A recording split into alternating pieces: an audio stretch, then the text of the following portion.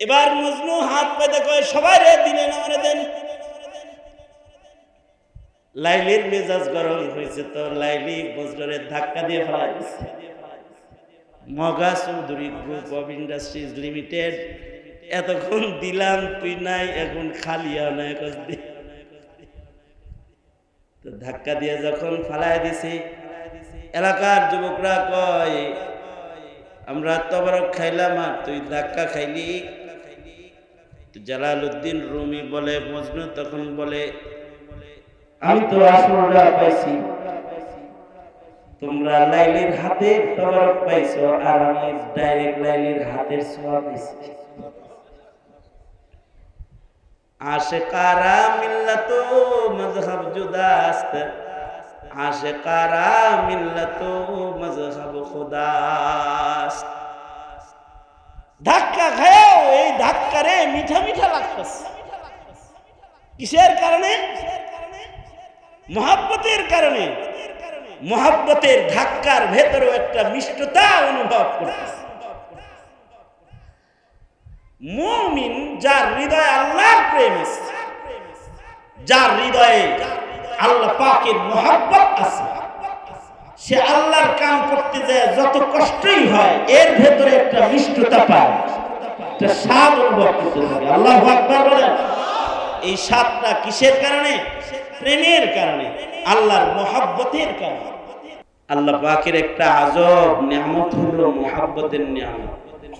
নিয়ম হলো যেই বিষয়ে মানুষের হৃদয়ে মুহাব্বত পয়দা হয় ওই বিষয়টা কঠিন হইলেও ওই বিষয়টা করা মানুষের জন্য মুহাব্বতের কারণে সহজ হয়। যে কোনো বিষয়ে মুহাব্বত থাকলে পরে কঠিন জিনিস সহজ হয়। এই কারণেই মুরব্বীরা কয় যদি থাকে বন্ধুর মন গান পাড়ি দিতে কত পারি। মুহাব্বত থাকলে পরে নদী নদী মনে হয় না, ঠান্ডা ঠান্ডা মনে হয় না। জালালউদ্দিন রুমি রহমতুল্লাহ আলাইহি লিখেছেন যে প্রেমে মুহাব্বতে পড়া নদী পার হইয়া শীতের দিনে যায় মাসুকার দরজায় দাঁড়াইছে। প্রেমিকায় কয় আইলা কেমনে গো, এই ঠান্ডার ভিতরে নদী পার হইলা কেমনে? কই নদী?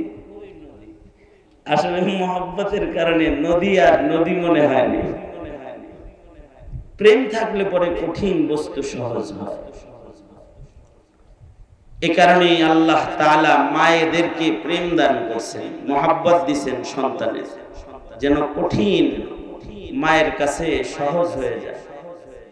সন্তান পালা একটা কঠিন কাজ, মায়ের কাছে এটা পান্তা ভাতের চাইতে সহজ কাজ। মায়ের কাছে সন্তান লালন সহজ। মা বিরক্ত হয় না, কষ্ট কষ্ট মনে করে না। কারণ হলো আল্লাহ তাআলা সন্তান দেওয়ার আগে সন্তানের প্রেম মায়া মাকে দিয়ে দিয়েছে। সুবহানাল্লাহ। আওয়াজ করে বলুন। আপনি আমি একটা বাচ্চা বেশি সময় রাখতে পারবো না, কিছু সময় রাখতে হাত ব্যথা করবো, এরপরে বলবো হ্যাঁ না তোমার ছেলে তুমি না। কারণ আপনার আমার মুহাব্বতের আয়তনটা ছোট।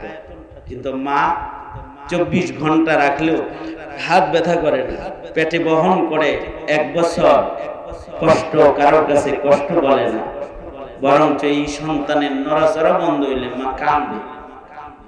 মায়া ভালোবাসার কারণে কষ্ট মা সহজ হয়ে গেছে। পেশাব পায়খানা সাফ করা মার কাছে গন্ধ লাগে না, মুহাব্বতের কারণে। আমনে শরীরে যদি খালি মুইতে দেয় আপনি 2 আঙ্গুল দিয়ে ধরবেন এই সরাসরি। কিন্তু মা সারা বছর পেশাব পায়খানা সাফ করে, কষ্ট হয় না। কারণ মাকে আল্লাহ তাআলা সন্তানের মমতা ভালোবাসা মুহাব্বত দান করেছেন। মুহাব্বত হইলে দাঁড়ায় থাকতেও কষ্ট হয় না। প্রেমিকার জন্য অপেক্ষা করে, স্কুল কোন সময় ছুটি হইব এক নজর দেহ, গার্লস স্কুলের সামনে যে দাঁড়ায় রয়েছে ঠ্যাং ব্যথা করে না, রোদ্রের ভিতরে তাও। কিন্তু ইমাম সাহেব যদি কেরাত লম্বা করে তো পিছন থেকে কাম নাই তো কোনো, কি বড় সূরাটা ধরছে দেখছ। কিন্তু যার ভেতরে আল্লাহর মুহাব্বত আছে সে আবার ছোট কেরাত হইলে আফসোস করে, আহ আমার রবের কোরআন পড়তেছে, হুজুর আর একটু পড়তে পারি। আল্লাহু আকবার বলেন, আরো জোরে করে বলেন আল্লাহু আকবার। কারণ বইয়া থাকতে দাঁড়ায়া থাকতে নামাজে তার ভালো লাগতেছে। কার মহব্বতে? আওয়াজ করে বলেন কার মহব্বতে? আল্লাহর মহব্বতে ভালো লাগতেছে। মহব্বত যদি থাকে, মহব্বতে কষ্ট হইলেও মিষ্টি মিষ্টি লাগে কষ্টটা। মহব্বতে কষ্ট কি লাগে? হ্যাঁ হ্যাঁ, मोहब्बत कष्ट मिष्टी लागे। जफा जो इश्क में होती है वो जफा ही नहीं, जफा जो इश्क में होती है वो जफा ही नहीं, सितम ना हो तो मोहब्बत में कुछ मजा ही नहीं। मोहब्बते कष्ट करले এই কষ্টটা ভালোই লাগে। কষ্টের কষ্ট মনে হয় না, কষ্টের ভেতরে একটা মিষ্টতা অনুভব হয় প্রেমের কারণে, মহব্বতের কারণে। এ কারণে আবেদের ইবাদতে যদি কষ্ট হয়, ভিজা জায়গায় বহাইছে, কষ্ট না একটা? মেঘ তো হইছে, কাদা হইছে, নিচের থেকে খালি ঠান্ডা ভাব উঠতেছে, মানে শুকনা লুঙ্গি নিয়ে আইছিল, ভিজা গেছে, এরপরেও ভালোই লাগতেছে। যাক, একটু ভিজতেছি আল্লাহর জন্যই তো। এটা একটা মহাব্বত, এটা একটা মহাব্বত, মহাব্বতের কারণে ভাল লাগে। জালালউদ্দিন রুমি রহমতুল্লাহ আলাইহি ইশকে মাজাজি দিয়া, লাইলি মজনুর প্রেম দিয়া আল্লাহ প্রেম বুঝাইছে জালালউদ্দিন রুমি। মাআরিফে মাসনবী, নবী শরীফের ভিতরে এই দুনিয়ার প্রেম দিয়া, ইশকে মাজাজি দিয়া ইশকে হাকিকির উদাহরণ পেশ করছেন জালালউদ্দিন রুমি। জালালউদ্দিন রুমি রহমতুল্লাহ আলাইহি বলেন যে লাইলি একবার সিন্নি রান্না করে দরজায় দাঁড়ায়া ঘোষণা দিল, এই এলাকার সবাই দাওয়াত, আহেন সিন্নি খাও। দাওয়াত দিছে, কিসের দাওয়াত? সিন্নি খাওয়ার দাওয়াত দিছে। বীর করলে কইছে, ভাই সিরিয়াল ধরেন তো। এমনি কেমনি দিব? সিরিয়াল ধরেন, সিরিয়াল। কাতার হইছে, সিন্নির লাইন। দেখবেন কোনো কিছু ফ্রি দিলে এটা লাইন ধরা। আমরা মাঝে মাঝে ফ্রি খানা খাইতে লাইন ধরি মক্কা মুআজ্জমায়। মক্কা মুআজ্জমায় হজের সফরে ফ্রি খানা দেয়, ভিড় করলে কয় লাইন ধরেন, লাইন ধরেন। তো আমরা খিদার জ্বালায় কি করব, আরাফা মিনা মুজদালিফা খাওয়ার নেই, লাইন ধরি। তো এই লাইলি সিন্নি খাওয়াইব, সবাই লাইন ধরাইছে, নিজের হাতে সিন্নি রান্না করছে। এবার আজান দিছে, এ আহ, আজান মানে এলান করছে, আহ আহ সিন্নি খাওয়ামো। সব সিরিয়ালে দাঁড়াইছে। আল্লাহ মাঝে মাঝে আজান দিয়ে কয়, আসো আসো রহমত দিব, কাতারে দাঁড়াও মসজিদে। মুয়াজ্জিনে এলান করে, হাইয়া আলাস সালাহ, হাইয়া আলাল ফালাহ, আসো আল্লাহর রহমত দিবা, আসো আসো কল্যাণের দিকে আসো, আসো আসো আল্লাহর দিকে আসো, আসো আসো নামাজে আসো। লাইলিও এলান করছে, আহো আহো সিন্নি খাইতে আহো। সব সিন্নি খাওয়ার জন্য লাইন ধরছে। এই এলান, এই ডাকটা মজনুর কান পর্যন্ত গেছে। মজনু ছুটে আইছে লাইলির সিন্নি খাইতে। কিন্তু মজনু আজব, সবাই সিন্নির কাছাকাছি যায় আর মজনু খালি সিন্নির থেকে দূরে লাইনে দাঁড়ায়। পেছন থেকে যে আসে মজনু তাকে সামনে দাঁড় করায়, যে পরে আসে হেরে কয় তুই আমার সামনে খাড়া, আর একজন আহে কয় তুই সামনে খাড়া। সব যারা আইতেছে তাদেরই আগে দেয়, মজনু পিছনে। একজনে কয়, ওই মিয়া পরে তো পাইতেন না কিছু, সবাই রে খালি সামনে দেন, আপনি পিছে দাঁড়ান কেন? আশিকারা মিল্লাতু মযহাব জুদাস, আশিকারা মিল্লাতু মযহাব খুদাস। এক এক প্রেমিকের প্রেমের ধরন এক এক রকম হয়। বোরকা না দেয়াল দেখতেও ভাল লাগে, যে ঘরের ভেতরে প্রেমিকা আছে ও ঘরের দেয়াল দেখতেও প্রেমিকের মজা লাগে। তোমরা তো তোবারকের দিকে নজর, আর আমার নজর হলো লাইলির দিকে। তোমরা তোমাদের দান্দায় থাও, আমি আমার দান্দায় থাকি। সব তোবারক নিতেছে, সবার পরে সিরিয়াল ধরছে তো, হে তো খালি পিছনের দিকে যায় না, সিরিয়াল আইছে হ্যাঁ, হে ডেকের কাছে যাইতে যাইতে ডেক খালি, তোবারক আর নাই। এবার মজনু হাত পেতে কয় সবাই রে দিলেন আমারে দেন। লাইলির মেজাজ গরম হয়েছে তো লাইলি বজরের ধাক্কা দিয়ে ফেলা দিচ্ছে। Moga Chowdhury group of industries limited, এতক্ষণ দিলাম তুই নাই, এখন খালিয়া নাই, তো ধাক্কা দিয়ে যখন ফালাই দিছে, এলাকার যুবকরা কয় আমরা তবরক খাইলাম আর তুই ধাক্কা খাইলি।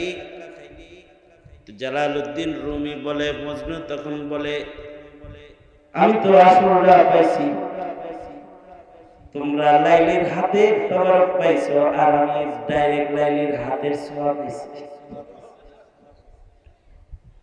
আশিকারা মিল্লাতো মযহাব জুদাস্ত, আশিকারা মিল্লাতো মযহাব খুদাস্ত।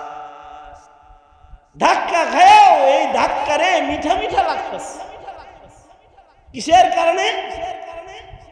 মুহাব্বতের কারণে। মুহাব্বতের ধাক্কার ভেতরে একটা মিষ্টতা অনুভব করতেছে। মুমিন যার হৃদয়ে আল্লাহর প্রেম আছে, যার হৃদয়ে আল্লাহ পাকের মুহাব্বত আছে, সে আল্লাহর কাম করতে যায় যত কষ্টই হয় এর ভেতরে একটা মিষ্টতা পায়, একটা স্বাদ অনুভব করতে থাকে। আল্লাহু আকবার বলেন। এই স্বাদটা কিসের কারণে? প্রেমের কারণে, আল্লাহর মুহাব্বতের কারণে। এই মুহাব্বতটা যদি কারোর না আসে তাইলে তার ওয়াজ ভাল লাগে না, তার নামাজ ভাল লাগে না, তার জিকির ভাল লাগে না, তার তিলাওয়াত ভাল লাগে না, তার আলেমের চেহারা দেখা ভাল লাগে না, তার ভালো কাজ নেকির কাজ ভাল লাগে না। তখন তার পাপের কাজ মজার মজার লাগতে থাকে, কারণ মুহাব্বত নাই যে আল্লাহ পাকে। এ কারণে আজান হইলে সবাই মসজিদে যায় না, যারা খোদা প্রেমিক তারাই যায়। রমজান মাস আসলে সবাই রোজা রাখে না, যারা আল্লাহ পাকের প্রেমিক ওরা রোজা রাখে। ওয়াজের আলাপ শুনলে সবাই আসে না, যারা আল্লাহ ভীরু, আল্লাহর নাম নিয়ে যারা মজা পায় তারাই আসে। এই কথা বলেন না কেন? আওয়াজ করে বলেন, ঠিক না? এই ঘনবসতি শ্রমিক এরিয়াতে মানুষের অভাব আছে। যদি সবার ভেতরে প্রেম থাকতো এনে মাহফিল দেওয়ারই সাহস করতে।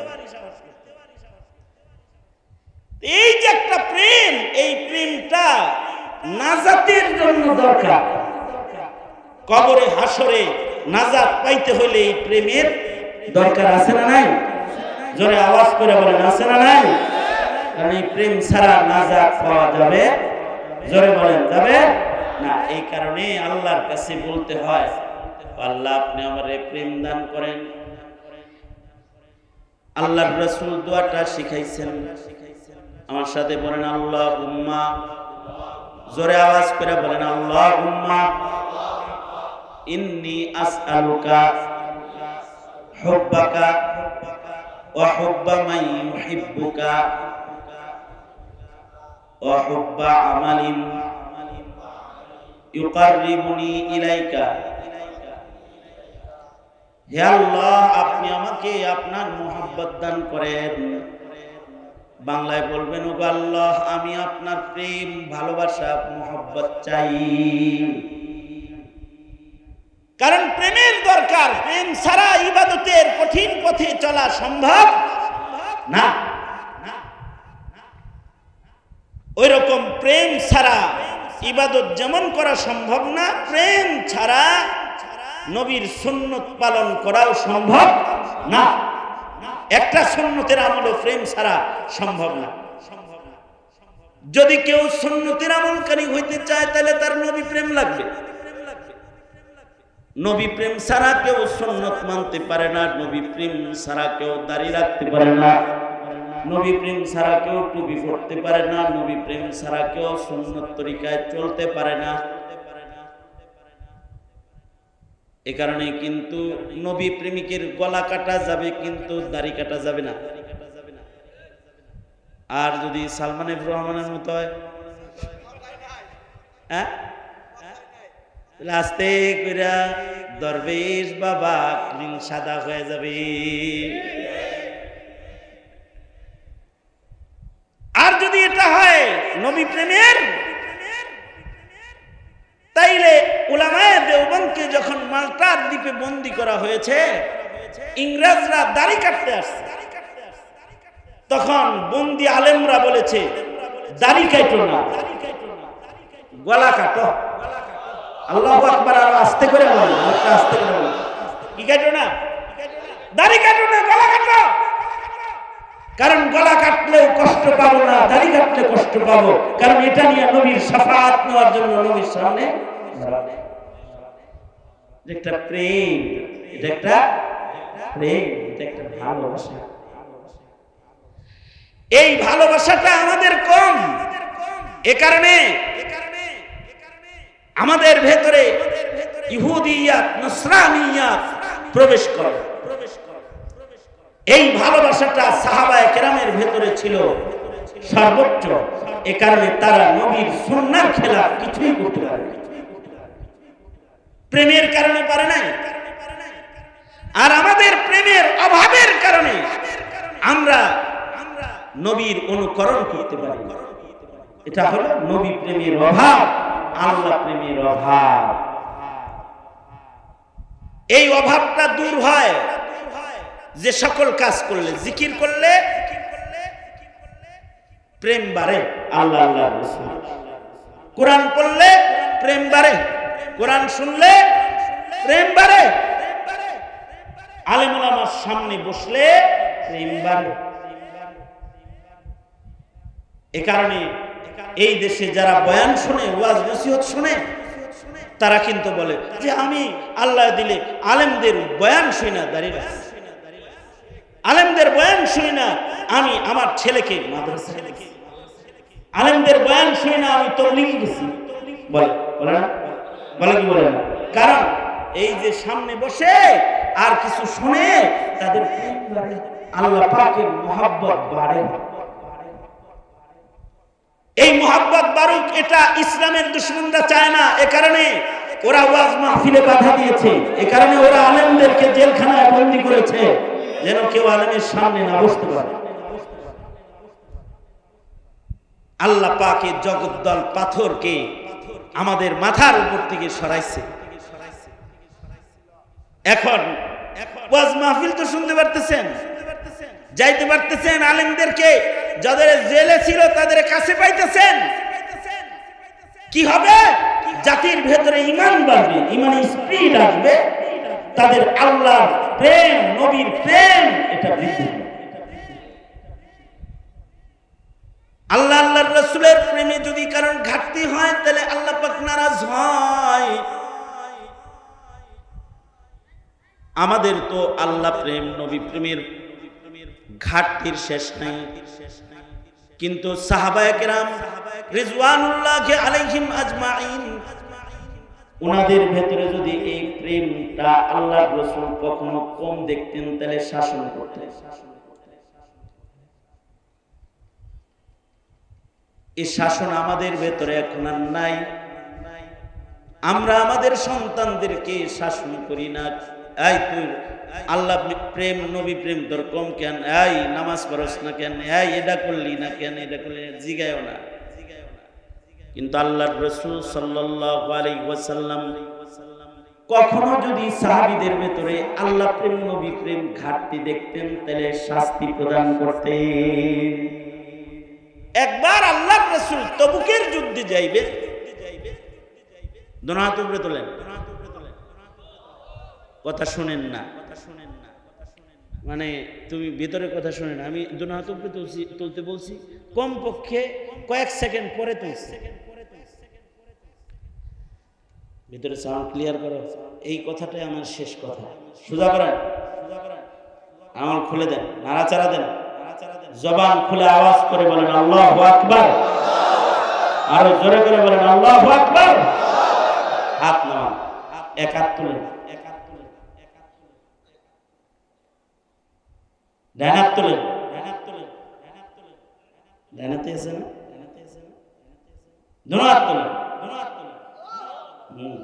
শুনতেছে, নাড়াচাড়া দেন, নামান, জবান খুলে বলেন আলহামদুলিল্লাহ, আরো জোরে করে বলেন আলহামদুলিল্লাহ, বলেন সুবহানাল্লাহ, আলহামদুলিল্লাহ, লা ইলাহা ইল্লাল্লাহ, আল্লাহু আকবার।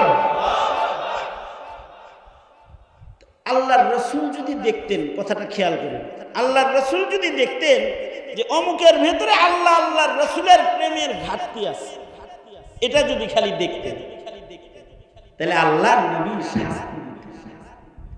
উদাহরণ, নবীজি যুদ্ধে যাইবেন, তবুকের যুদ্ধ, মদিনাতুল মুনাওয়ারা থেকে তবুকের দূরত্ব 950 মাইল, 950 মাইল। বাড়ির কাছের কথা, বিমানে যাইব, হেলিকপ্টারে, গাড়িতে, পায়দল হেঁটে যেতে হবে, রোডঘাট আছে না মরুভূমির উপরে। তাহলে যুদ্ধটা সহজ যুদ্ধ না কঠিন যুদ্ধ? গরমের দিন মরুভূমির উপর দিয়ে হেঁটে যেতে হবে, পায়ে হেঁটে যেতে হবে। এদিক দিয়ে মদিনায় খেজুর পাকছে কেবল,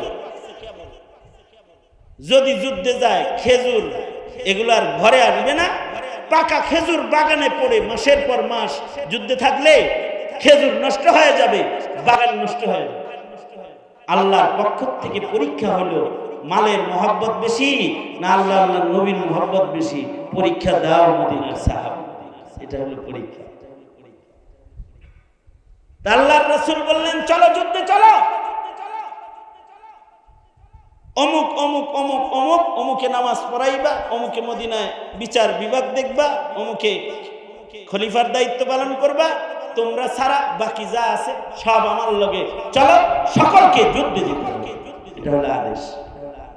কে কে থাকবা? অমুক অমুক অমুক অমুক অমুক, বাকি সব যাইতে হইব, একজনও বাদ পড়া যাবে।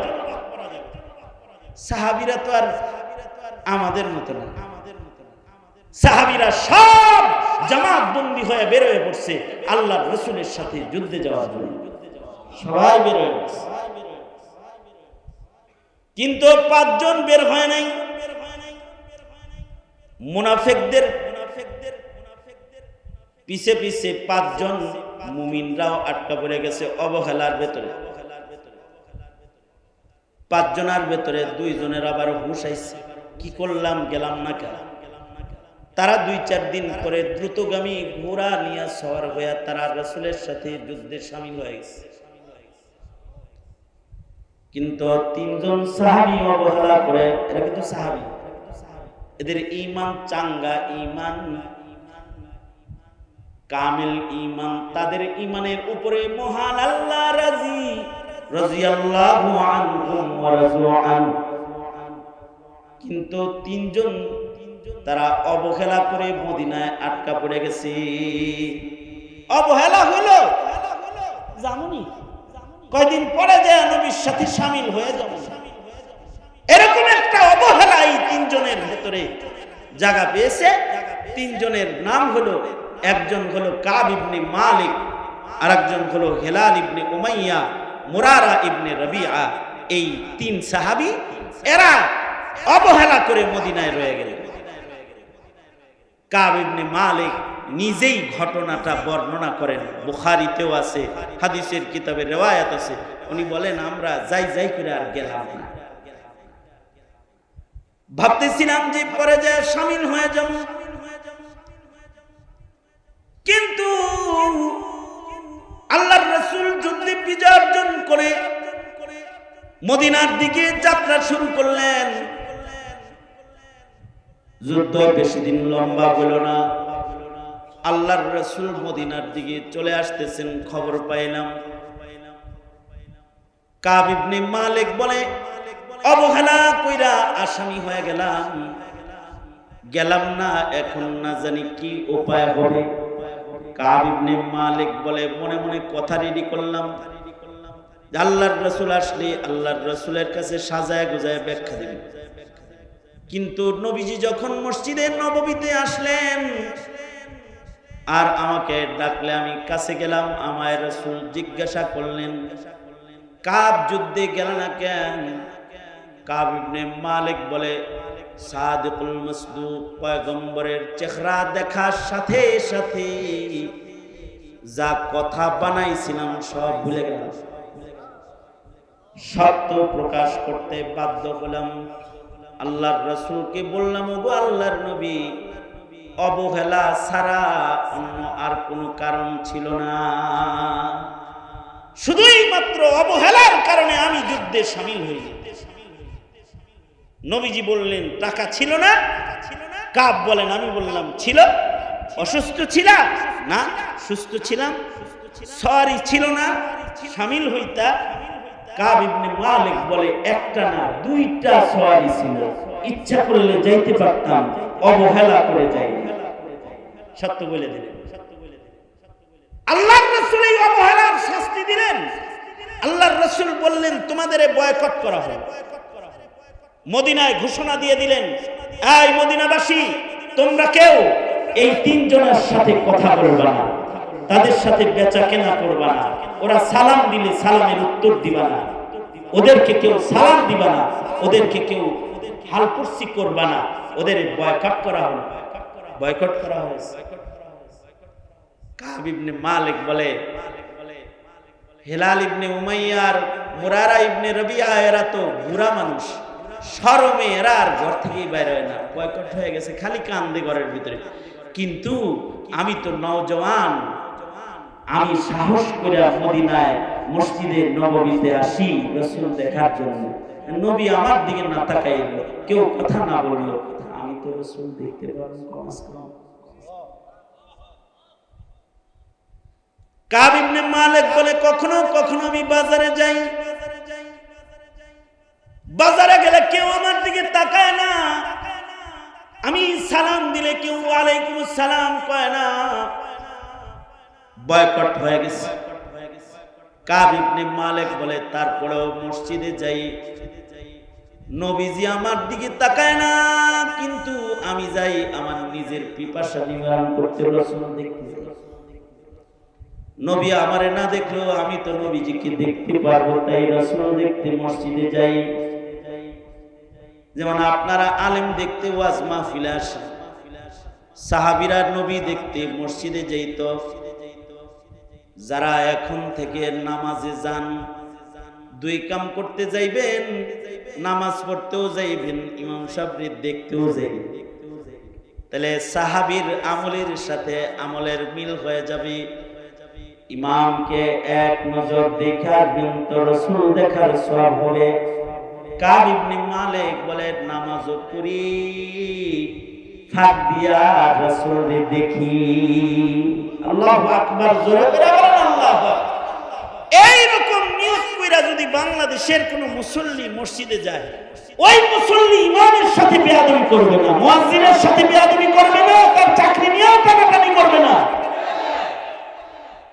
নামাজও পড়তে যায়, ইমামও দেখতে যায়, তাহলে তার ভেতরে ইমাম দেখার একটা প্রেম ভালোবাসা থাকলে সে ইমামের সাথে তো বেয়াদবি করবে না। ইমামের সাথে বেয়াদবি কখন হয়? ইদানিং কালে ইমামের সাথে বেয়াদবি এটা অহরহ বস্তুতে পরিণত হয়েছে। ইমামদেরকে চার্জ করা, ইমাম মুয়াজ্জিনের সাথে বেয়াদবি করা, এই বেয়াদবিগুলো তারাই করতে পারে যাদের ভেতরে আলেমদের আজমত নাই, সম্মান নাই। কথা বলেন ঠিক কিনা? আলেমদের আজমত না থাকলে কি হয়, এটা হাসিনার কাছ থেকে শিক্ষা গ্রহণ করে নেব। কি হয়? আলেমের আজমত দিলের ভেতরে থাকা চাই, আলেমের সম্মান থাকা চাই। তাহলে মসজিদে খালি নামাজ পড়তে না, ইমাম দেখতেও যাবে, কারণ ইমাম দেখলে নায়েবে নবী দেখা হয়। কি দেখা হইব? নায়েবে নবী দেখা হয়। মসজিদে গেলে ইমাম সাহেবের সাথে মুসাফা করে আইবেন, মুয়াজ্জিন সাহেবের সাথে মুসাফা করে আইবেন। পারেন তো একটা ধমক দে, হেই যারা দেন নাই আজকে, এটা বললেন নাকি বললেন? হ্যাঁ, মুসাফা করে আসবেন, দেখা সাক্ষাৎ করে আসবেন। কারণ আলেমদের সাথে জিয়ারত এটাও একটা ইবাদত। কাব ইবনে মালিক বলে আমি তো মসজিদে যাই রাসূল দেখতে। সাহাবীদের একটা পছন্দনীয় আমল ছিল রাসূল দেখা। আবু বকর বলে আমার সবচেয়ে পছন্দের কাজ হলো আন-নাজরু ইলা ওয়াজহি রাসূলিল্লাহ, তাকায়া রাসূলের চেহারা দেখা, এটা আমি আবু বকরের পছন্দের কাজ। সুবহানাল্লাহ, আর আস্তে করে বলেন সুবহানাল্লাহ। এই রবিউল আউয়াল মাসে নবী দেখা যাবে না দেখা এক সাহাবী আল্লাহর কাছে দোয়া করে অন্ধ হয়ে গেছে এই রবিউল আউয়াল। কারণ রবিউল আউয়ালে আল্লাহর রাসূলের জন্ম এবং ওফাত, নবীজি জন্ম গ্রহণ করছেন রবিউল আউয়ালে, নবীজির ইন্তেকালও হয়েছে 12ই রবিউল আউয়ালে আল্লাহর রাসূলের ওফাত দিবস। এই 12ই রবিউল আউয়ালে এক সাহাবী রাসূল দেখতে পারবে না, এই টেনশনে আল্লাহরে বলে, আব্দুল্লাহ বিন যায়েদ বিন আব্দুর রাব্বিহি সাহাবী খেজুর বাগানে কাজ করতেছে আর শুনে যে নবী ইন্তেকাল করছে, আল্লাহরে বলে আল্লাহ আমার চোখ বন্ধ করে দাও, যে চোখ দিয়ে রাসূল দেখা যাবে না ও চোখ দিয়ে দুনিয়ার আর কিছু দেখতে চাই না আমি আল্লাহ, এটা আন্দা বানায় দাও। দোয়া করছে, দোয়ার সাথে সাথে বন্ধ হয়ে গেছে, সাথে সাথে বন্ধ হয়ে গেছে। রাসূল দেখা আলাদা একটা আমল, সাহাবায়ে কেরামের আমল। কাব ইবনে মালিক বলে কাছাকাছি যায় বসতাম, আল্লাহর রাসূলরে আমি দেখতাম আর মনে মনে কামনা করতাম আমি রাসূল দেখি, রাসূল যেন আমারে দেখে। কাব ইবনে মালিক বলে আল্লাহর রাসূল আমারে চায় দেখতো না, কিন্তু আমি যখন নামাজে থাকতাম তখন কানি নজরে দেখতো। কারণ সাহাবী যেমন আল্লাহর রাসূলকে মুহাব্বত করে, রাসূলও সাহাবীকে মুহাব্বত করে। যখন তিনি নামাজে থাকতেন তো আল্লাহর রাসূল কানি নজরে দেখতেন। কাব ইবনে মালিক বলে 40 দিন পরে আল্লাহর রাসূল বললেন, এই কাব, ঘরে তোমার বিবি আছে না? জি আছে। তোমার বউরে বাবার বাড়ি পাঠায় দাও। আসমান ভাইয়া মাথায় পড়ে গেল, একটা মাত্র মানুষ যে আমার সাথে মদিনায় কথা কয় সে হলো আমার বিবি, এখন রাসূল বলে বউরে বাবার বাড়ি পাঠায়। তার মানে আমি মরে গেলে, আমি মারা গেছি এই খবর দেওয়ার মানুষ আমার ঘরে নেই। কাব ইবনে মালিক বলেন আমার নাজারি আরো বেড়ে গেল, কারণ এই অবস্থায় যদি ঘরে মরি, মরার খবরও কেউ দিবে না, আর এই অবস্থায় মারা গেলে মদিনার কেউ আমার জানাজায় আসবে না, কেউ আমার কবরে মাটি দিবে না। যেমন মনে করেন যারা জুলুম অত্যাচার করেছে, যাদের এই বাংলার মানুষ বয়কট করেছে, এরা মরলে কি কেউ জানাজায় যাইব? হ্যাঁ, কথা কন না কেন? বয়কট অবস্থায় মারা গেলে তো সমস্যা। কাব ইবনে মালিক বলে এই বয়কট অবস্থায় যদি আমি মরে যাই আমার জানাজায় কেউ আসবে না, আর যদি এই বয়কট অবস্থায় যদি রাসূল ইন্তেকাল করে তাহলে ওহীর দরজা বন্ধ হয়ে যাবে। ওহীর দরজা বন্ধ হয়ে গেলে আমার ক্ষমার আয়াত আর আসমান থেকে আসবে না। কিয়ামত পর্যন্ত কবরে শুয়ে থাকলেও বর্জ্য কেউ আমার দিকে তাকাবে না, কারণ রাসূল আমায় বয়কট করেছে। কত বড় দুশ্চিন্তা! কাব ইবনে মালিক বলে 50 দিন পরে আল্লাহর রাসূল আমাদের ক্ষমার ঘোষণা দিলেন। আল্লাহ আমাদের ক্ষমা করছেন। অপরাধ কি? যুদ্ধে রাসূল যাইতে বলছে, বাইর হই নাই, অবহেলা করেছি, তাই বয়কট করা হয়েছে। আমাদের যে অবহেলার চিত্র আছে, দিন ধর্ম ইসলাম নিয়ে আমাদের যে অবহেলা আছে, এই অবহেলাটা যদি রাসূল দেখতেন তাহলে আমাদেরকেও কিন্তু আল্লাহর রাসূল সাথ দিতেন না। কাব ইবনে মালিকের একটা নির্দেশের অবহেলার কারণে 50 দিন বয়কট হয়েছে। আমরা যারা ধর্মের নাম লই, নামের শুরুতে মুহাম্মদ লাগাই কিন্তু দিন মানি না, আমাদের মতো উম্মতের সাথে নবী জীবনেও কথা বলতেন না, জীবনেও কথা বলতো না আমাদের সাথে। চিন্তা করি, যদি এই হালতে আমাদের মরণ হয় তাহলে কাউসার পাবো কেমনি, শাফাত কেমনি পাবো? সুতরাং নবীর শাফাত পাইতে আর আল্লাহ পাকের দয়া মায়া পাইতে ভিতরে একটু মুহাব্বত দরকার, আল্লাহ প্রেম দরকার, দিনের দরদ দরকার, ঠিক কিনা? দিনের দরদ দরকার না? এই দিনের দরদটা আসবে কিছু কাজ করলে। এই কাজগুলা রবিউল আউয়ালে সুন্নাত হিসেবে আমল শুরু করেন।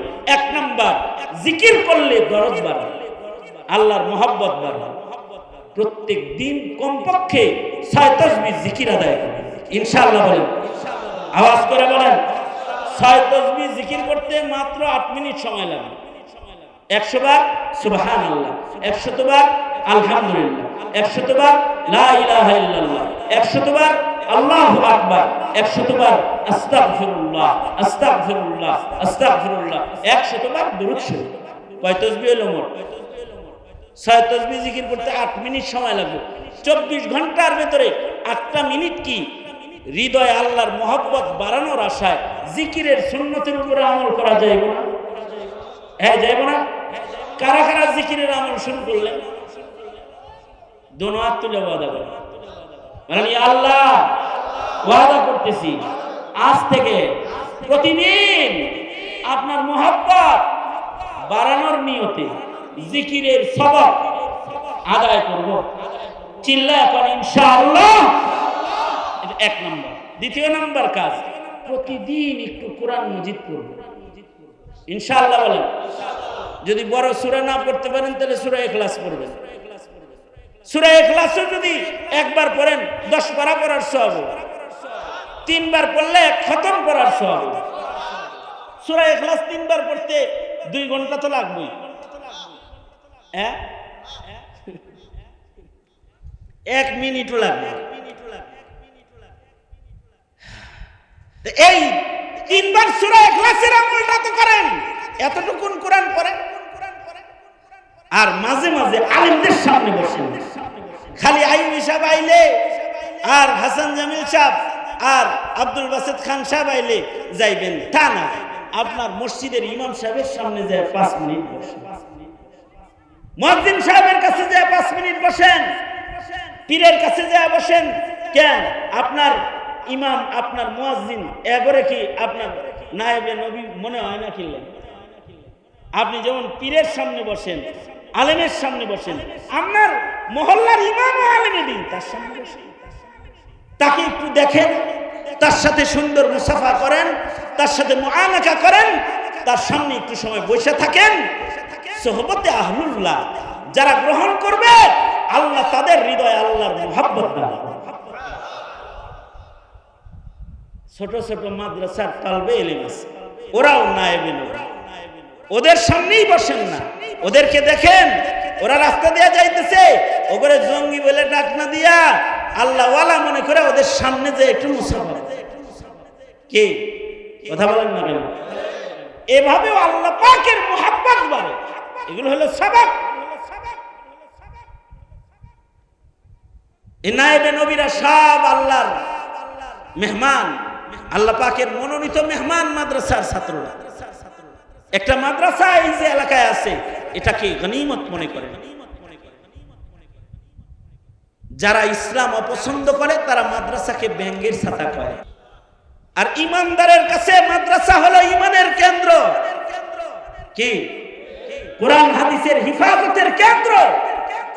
নাস্তিকরা চাইবে মাদ্রাসা বন্ধ করতে, আপনাদের চেষ্টা থাকবে মাদ্রাসাকে, কারণ মাদ্রাসা থাকবে তো আল্লাহওয়ালা জন্ম হবে, আল্লাহওয়ালা থাকবে তো আল্লাহর মুহাব্বত জন্ম হবে। সুতরাং মাদ্রাসাগুলো উলামায়ে কেরাম এদের পক্ষে থাকবেন ইনশাআল্লাহ। কারা কারা পক্ষে থাকবেন? রবিউল আউয়াল আলেমদের পক্ষে থাকার ওয়াদা করলেন, নবীজি যেন আপনাদের পক্ষে থাকে। দুনো হাত তুলে ওয়াদা করেন, আল্লাহ কবুল করুক। দুনো হাত সোজা করুন, সোজা করুন, সোজা করুন, সোজা করুন। আল্লাহ কবুল করুক, বলো না আমিন। মুট করেন, সারেন, আবার ধরেন, এ ধরে নেন, ধরে নেন, জোরে বলেন বিসমিল্লাহ, আরো জোরে করে বলেন। এবার মাদ্রাসার প্রেমী, রবিউল আউয়ালের নবীর প্রেমী সাদকা করবেন। একটা লোক উঠবে, এখন দোয়া হবে, দোয়া করে মা বাবার নামে দোয়া করে উঠবেন। এর আগে বাচ্চারা আপনাদের সামনে একটু যাবে, সাদকা করবেন মাদ্রাসার জন্য। পকেটে হাত দিন, যার পকেটে যা আছে বের করে আনলেন। এই ছেলেরা যাও, ভিতরে ঢুকো, ভিতরে ঢুকো, রুমাল নিয়ে চক্কর লাগাও, যার যা আছে সাদকায় শামিল হয়ে যায়। আর একটা লোকের নাম লিখব, একজন মানুষ যে মাদ্রাসায় এই লিল্লা বোর্ডিং আছে না, লিল্লা বোর্ডিং এ সারা বছরে, এই কই যান ভাই, ভাই বসেন,